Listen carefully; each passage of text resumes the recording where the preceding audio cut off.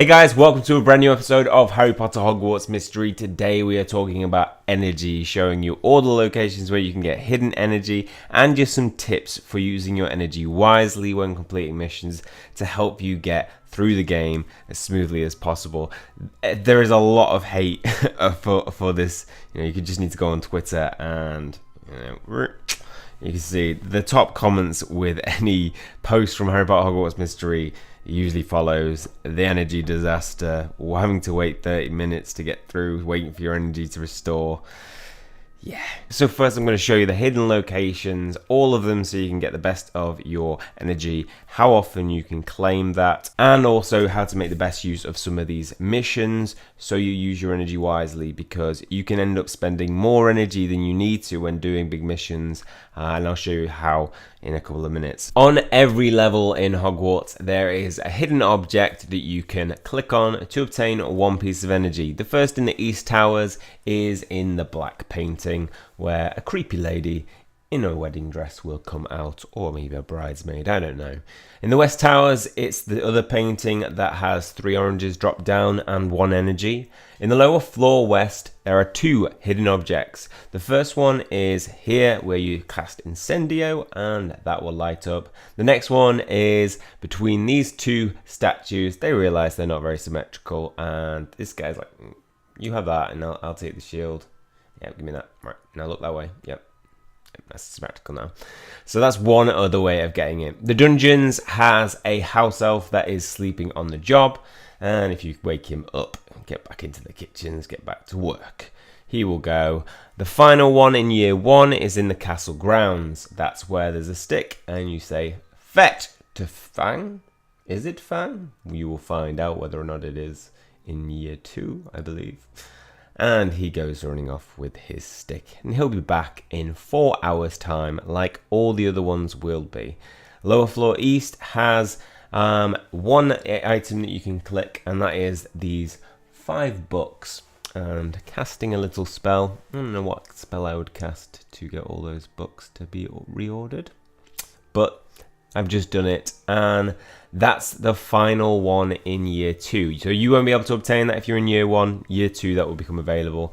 And we have Hogs Mead, which will be coming very, very soon, as I'm now in year 3. But they are yet to release the year 3 update. Just to clarify, you can do that every 4 hours. So, you wake up at 8 o'clock, 8, 12, 4 o'clock, 8 o'clock, 12 if you're staying up really late. You can do it 5 times a day, which will get you 30 energy in the day extra. If you're in year 1, in year 2, it'll get you 35. Now, with a lot of people asking for them to change the wait time, reduce it from 4 minutes to 2 minutes or 1 minute, if that doesn't change, I'd encourage people to think of it a bit like, as I've become accustomed to it, is this game is like episodes of a TV series, not on Netflix because they release them all in one go, but where you play a bit, watch a bit, and you end up left with some cliffhangers where you have to wait to get to the next bit.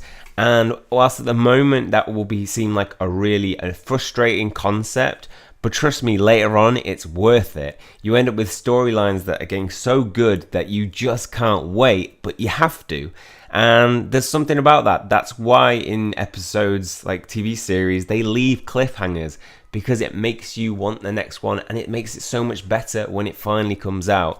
So if you are going to be patient and play through it, trust me, you'll be rewarded. The content is really good. It gets amazing in year 2.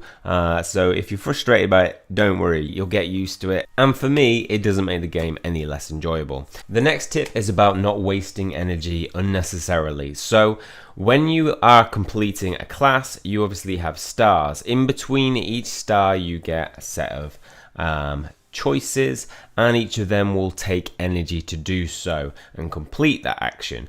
Now, you have 16 on average energy that you need to get from these to get 1 star. So you'll see that I start this class on 17 energy, and as I start to use that energy up by completing actions, what should happen is by the point that I have 1 energy left in the top right, I will have completed a star. 9, she has scowl, and my energy goes down to 1. So that means I've used up 16 energy to get that star. Now, if at the point that I was on 15, I had an action that did 5, if I started that action, it would not stop once I've used 16. It would use the whole lot of it up. So you could be using that on 5 and use up 20 energy to get to a star when actually you only need 16. That may not seem like a lot, but across every single star in this class, you might be doing that and wasting 4 each time potentially, which could be 20 by the end of completing that mission.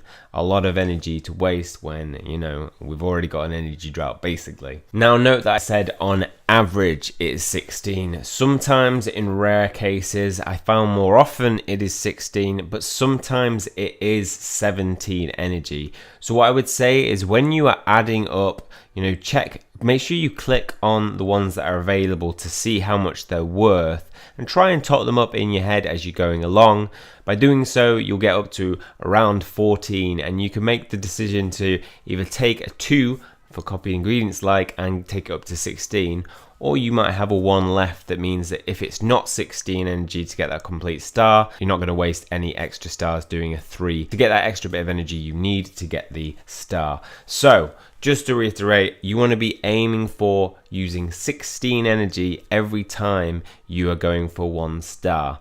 And sometimes look out for 17. It has been known to happen, but more often it will be 16. And anybody who knows the answer to this question, you're a true Harry Potter geek, straight up. Who wrote Magical Drafts and Potions? Arsonist Jigger, Roberta Swill, or was it Horace Slughorn? Now, of course, I knew this. I didn't. This was a complete guess. Just gonna go with Arsonist Jigger. Did you get it right?